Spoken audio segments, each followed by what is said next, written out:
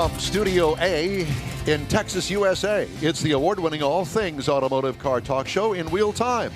And just ahead, a review of our new car of the week, the 2020 Nissan Versa, this week in automotive history, and stories making automotive news headlines, including a few guests. That and more just ahead on today's In Wheel Time Car Show for Saturday, October 3rd, 2020.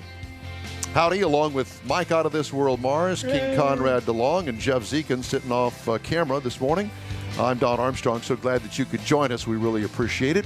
And we're going to get right to our guest, and his name is Kory Woodside, and he is with Vintage Motorworks in Beaumont, Texas, ladies and gentlemen.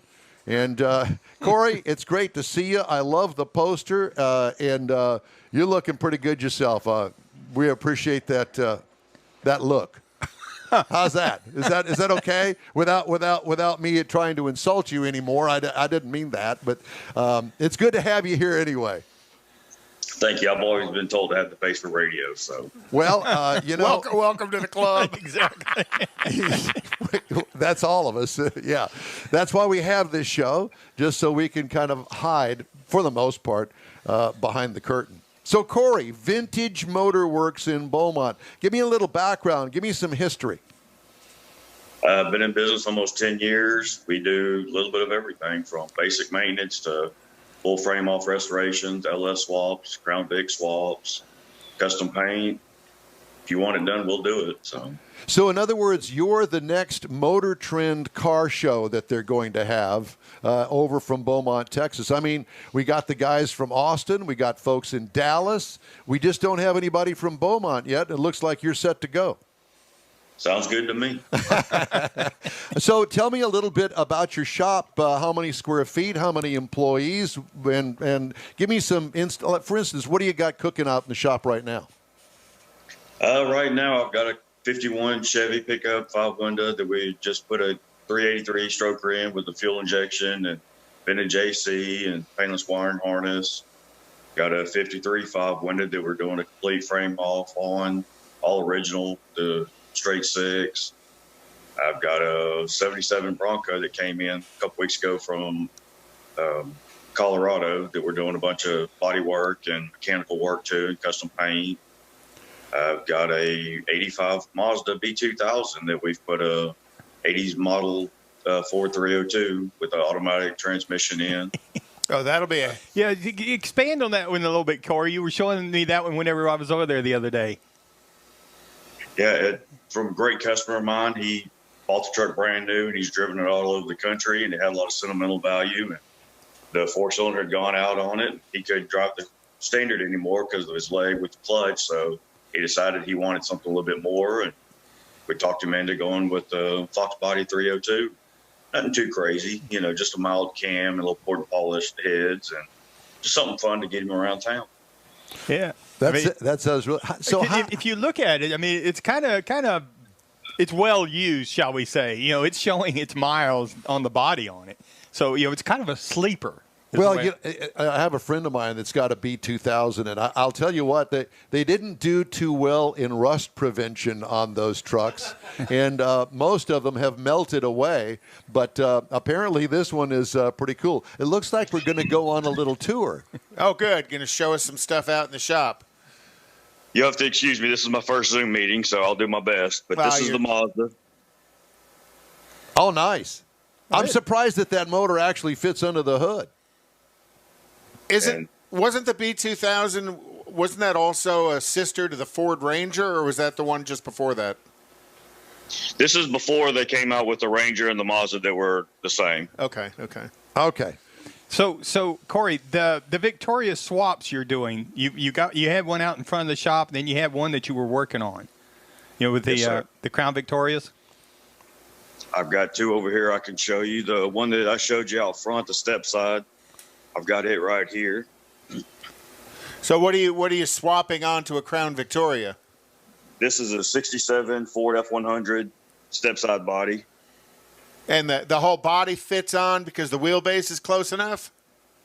Yes, sir. Oh, How cool. I never realized that. What a good idea that is, because you get all of the ride and handling of a Crown Vic. Of a police car. And the body of what appears to be an old beater truck. Yeah, I love that.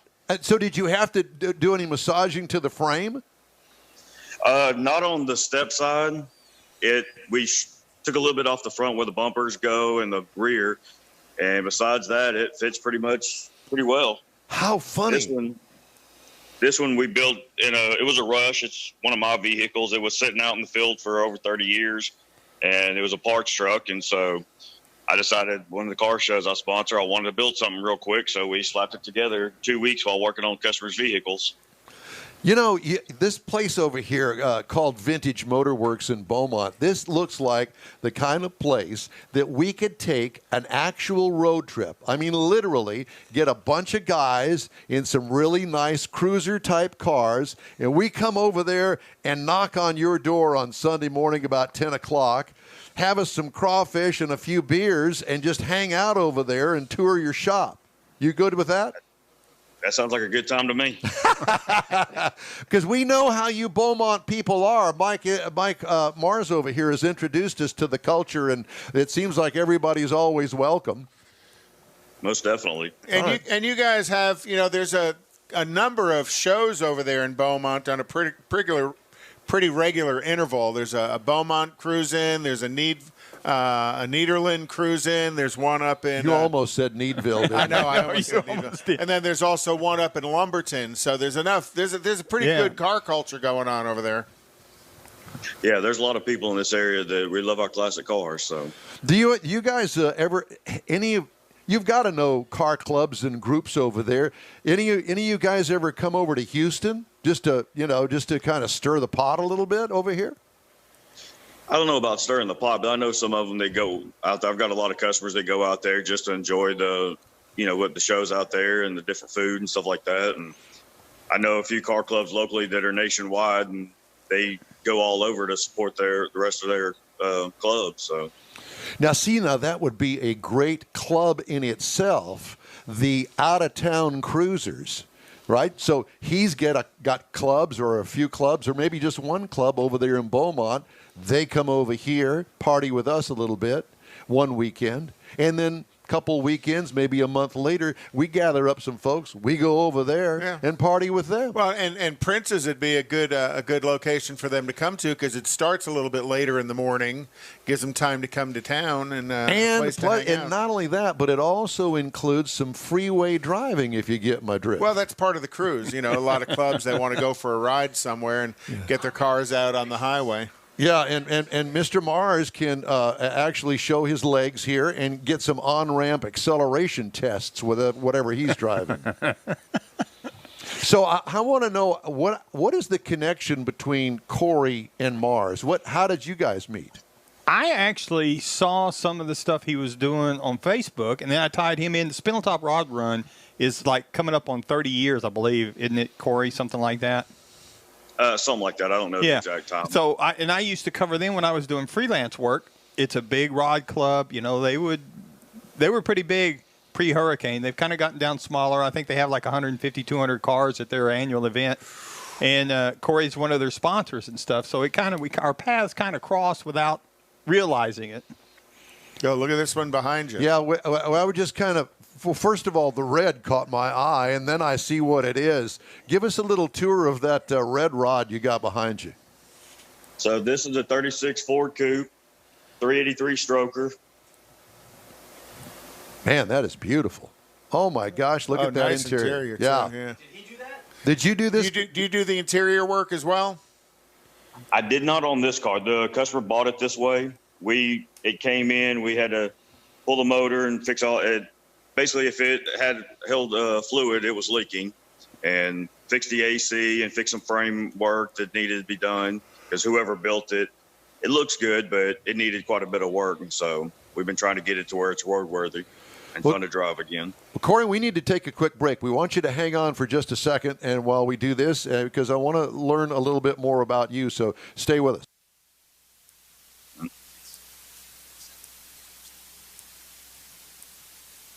Sorry, I've had a little Man, No, I got love my it. kids so much. I once sat for 3 hours in the cold rain to watch her soccer team lose by 18 goals. I love my kids so much, I once used a tube to suck snot out of her stuffed nose at 3 a.m. You win.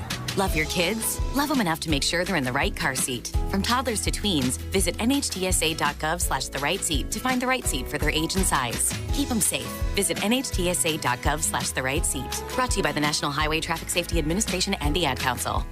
A social distancing tip. While the CDC urges you to avoid close contact, like hugging or shaking hands, there are other non-physical ways to say hello.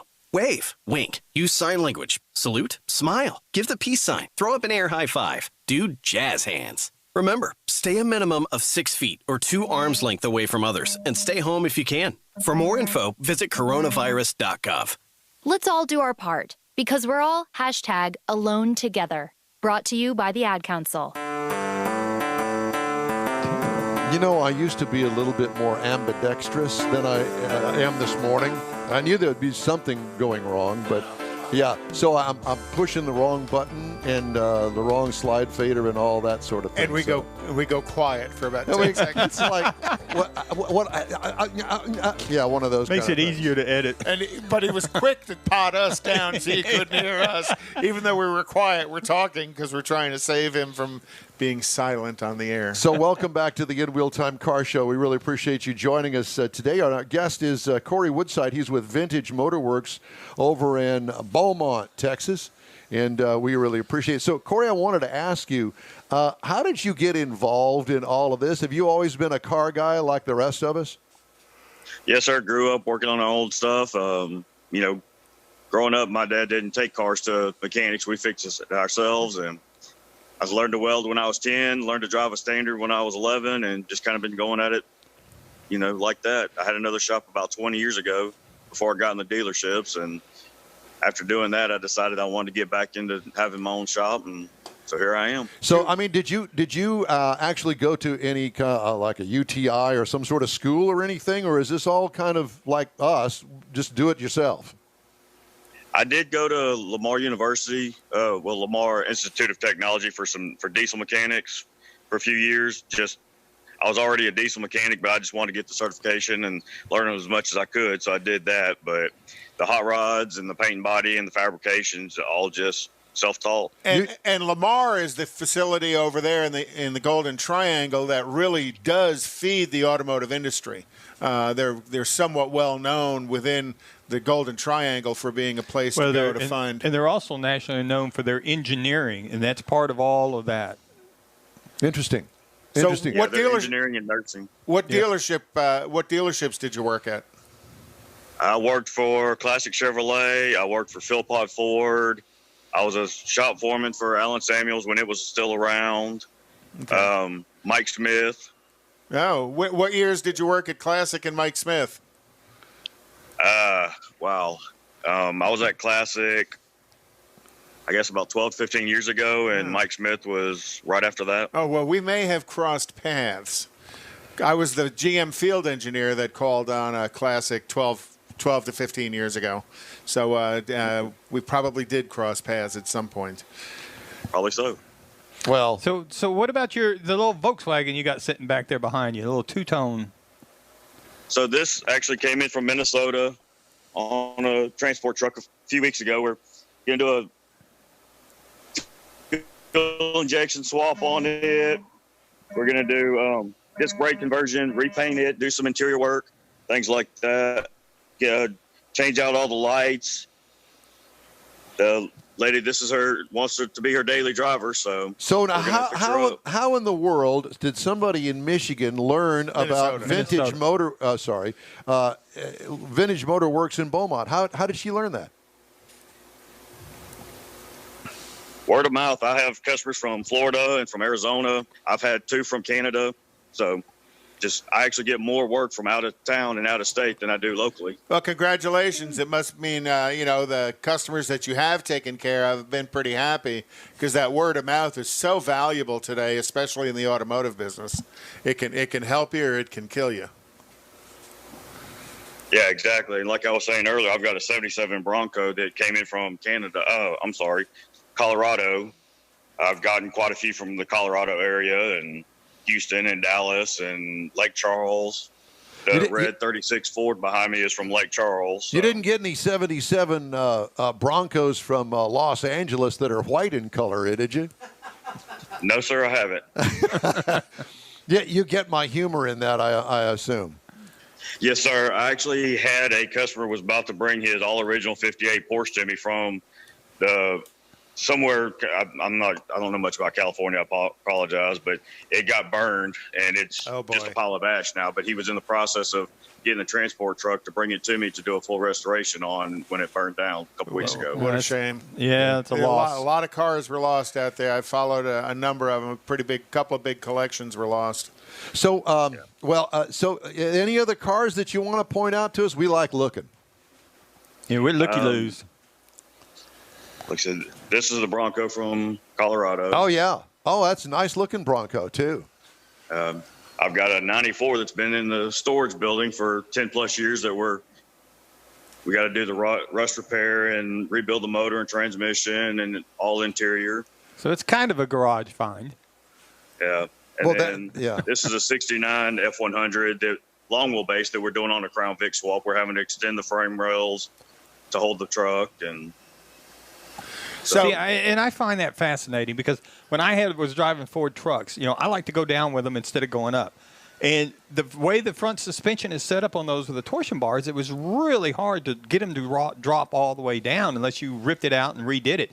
And to me, that Crown Victoria setup, I mean, you can go in there with an air suspension. You got the motor. You got the ride. I mean, to me, that's fascinating.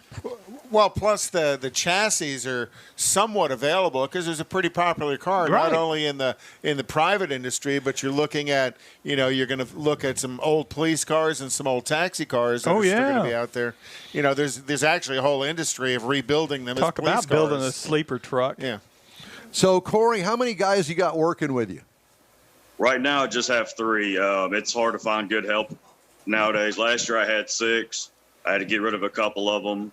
Are you a hard guy to work for? No, I try to be as understanding and as laid back as I can be. But, if you're stealing from me or you're just not doing the job very well, I'm not going to keep you on. Well, of course. Yeah. I mean, that'll go with anything. So do you have a shop dog? I did. But he got stolen by your employees. Well, no, he was chewing up the wires and tail lights on trailers and getting on the hoods of cars, and so I had to bring him home and just put him in the backyard. Yeah. I did a piece a couple of months ago about animals eating the electrical wires in some cars because they've gone with a soy-based coating on them. So I'm sure your dog was just munching away on them. Well, we knew we would pull. It's hard to explain. Yeah, that's a new one on us. Well, Kory, it is great to talk to you. Thanks so much for joining us today. It's Vintage Motorworks in Beaumont. So, website, Facebook page, how do we get a hold of you? Yes, sir. We have a website, vintagemotorworks.us. We have a Facebook page. We're on Instagram, a little bit of Twitter, and there's a couple others I don't really know off the top of my head. Because somebody else probably does it for you. They help me with it, yeah. Well, it's great to talk to you. Hey, let's get together soon. Let's do one of those swapping kind of car show cruise-in things one of these days. Sounds awesome. All right. Thanks again. Thanks, Kory Kory. Woodside, Vintage Motorworks in Beaumont, Texas. We continue the In Wheel Time show in just a couple of seconds. If you'd like to feature your car-related business on our show, shoot us an email. The address is info@inwheeltime.com. Coming up, we're going to review the redesigned Nissan Versa, tell you all about that, my experience behind the wheel, after a quick stop here on the In Wheel Time Car Show. Way to go, Don. 911, what's your emergency? God, there's a train that just hit a car. Sir, what is your location? Look around for a street sign, sir. It's 8th and Orchard. 8th and Orchard. Okay, very good. 8th and Orchard. Sir, help is on the way. Why would he do that? The train still doesn't stop. You have to get there now. At a railway crossing, even if the engineer sees you and hits the brakes, it can take a mile for the train to stop. And for you, that's too late. Stop. Trains can't. Paid for by NHTSA.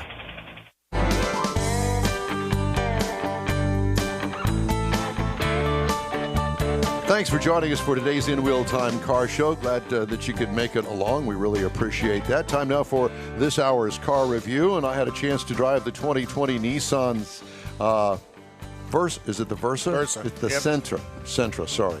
It's the Nissan Sentra. See there, I had the Versa and I crossed it out and put Sentra. I had to look because I've had both. Yeah, because he teased the Versa. Jeff, don't worry about the video.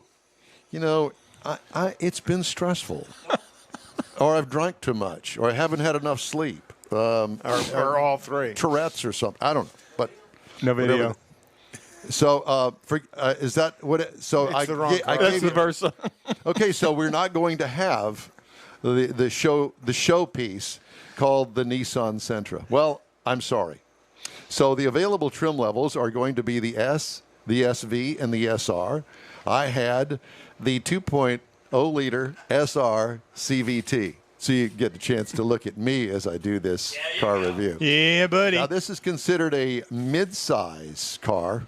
Sentra is a mid-size? Sentra is now a mid-size car. It's what they call it's still a compact. Yeah. Because the Versa would be the subcompact right. in my mind.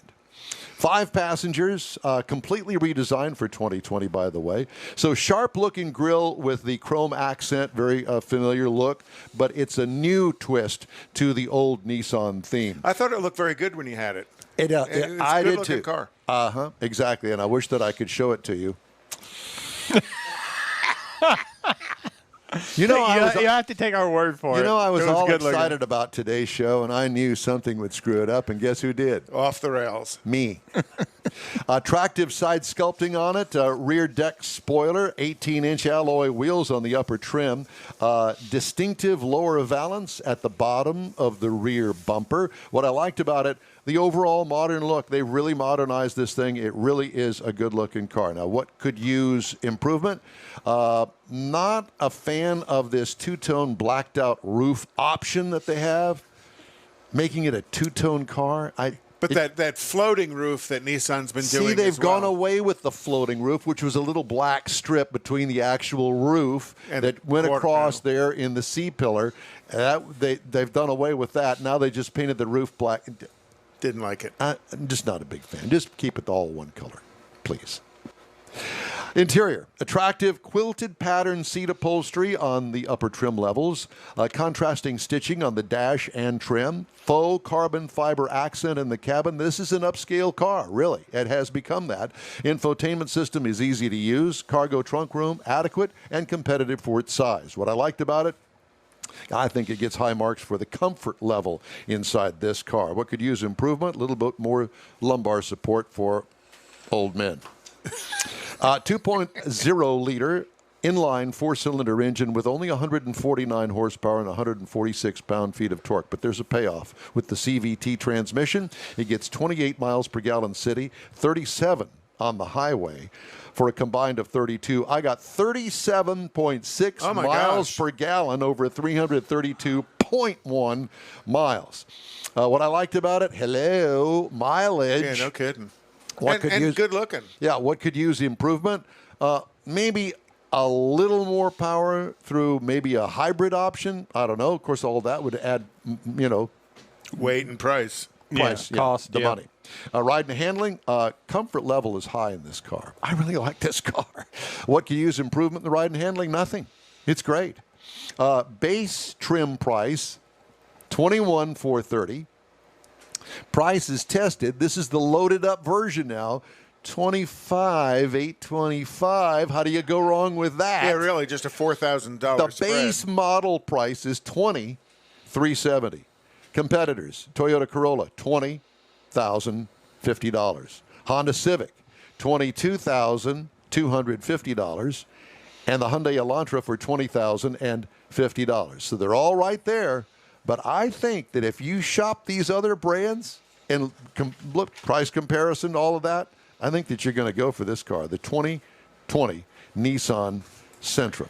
Our youngest back in the day, whenever we were getting kids started, she found one and picked out one. I mean, it was a Sentra. When you were getting kids started? For driving. And it had the manual gearbox. It had a 4-speed in it, and it was white. I mean, it was pretty plain Jane. But she drove the crap out of that thing. And forever. Yes. Oh, yeah. Absolutely. All right. Time now for the racing calendar, the National Racing Calendar, Conrad. So IndyCars this weekend is at Indy Road Course, which is the old Formula One road course where they go the other direction and turn left and right. Yeah, they ran yesterday. They'll run again today, and I think they'll run final is tomorrow is today, and then 2 weeks they'll be at St. Petersburg, Florida. Formula One, the Eiffel Grand Prix. Eiffel? As in Eiffel Tower? As in Eiffel Tower, except they're going to run it at the Nürburgring in Germany. But what? The hell? Is somebody smoking something, or what is that? NASCAR is at Talladega tomorrow. Oh, yeah, baby. And that's Dega. Is going to be a lot of fun. The other good news is, if you read any of the news in automotive, that NASCAR is coming to Circuit of the Americas up in Austin, and that is going to be on the 23rd of the 23rd of May of 2021. So hopefully when 2020 is behind us, we'll see NASCAR at COTA. That should be a lot of fun. And then also next weekend, NASCAR is going to be at Charlotte. IMSA is going to be at Charlotte next weekend. And then NHRA today and tomorrow, they're in Madison, Illinois, which ultimately is St. Louis for the Midwest Nationals. And then on the 18th, they're going to be at Ennis. And then on the 25th, they're going to be 24th and 25th, they're going to be in Baytown. So they're going to be local and close. And we'll be talking with Seth Angel here in a little bit to see what's going on at NHRA at Baytown. And then the finals for NHRA is going to be November 1st in Las Vegas this year instead of Pomona. Because they're not going to extend the season to Pomona. Yeah. So lots of good stuff going on. One of the other things in international racing is Honda is pulling out of Formula One at the conclusion of the 2021 year, which is going to leave a couple of teams without engines. So they'll have to figure out what to do because Honda provides engines for the Red Bull team. And I got that story as well. So my question is, if they're pulling out of Formula One with the Honda engines, what about IndyCar? Yeah, because and Honda's actually been a bit of a dominant force in IndyCar the last couple of years, and to a large degree have displaced Chevrolet as the primary engine provider. Well, it's only Chevy and IndyCar. Yeah, but there's more people running Hondas than are running Chevys, and that's kind of a flip over the last few years. I think they need to bring back some of those old classic engine builders from the day. Ilmore and Cosworth and all those guys. Well, to a large degree anymore, IndyCars is a bit of a spec series. You can have a Honda motor or a Chevy motor, but it's basically one chassis. But it's one fast chassis. So, IndyCar. Back to all that parity and what works. And that's what they're trying to do. When we were talking to Alec, was talking about how do you make it about the driver and less about the car with the balance of performance. Well, they do the same balance of performance at IndyCar between the Hondas and the Chevys, and then they either add weight or air restrictors. Well, okay. Thank you. You're welcome. In Wheel Time Car Show streams on Facebook, YouTube, and InWheelTime.com. Podcasts are available on Apple Podcasts, Spotify, Stitcher Radio, iHeart Podcast, TuneIn, Google Podcast, and Podcast Addict. And Wheel Time Car Show continues after this quick break.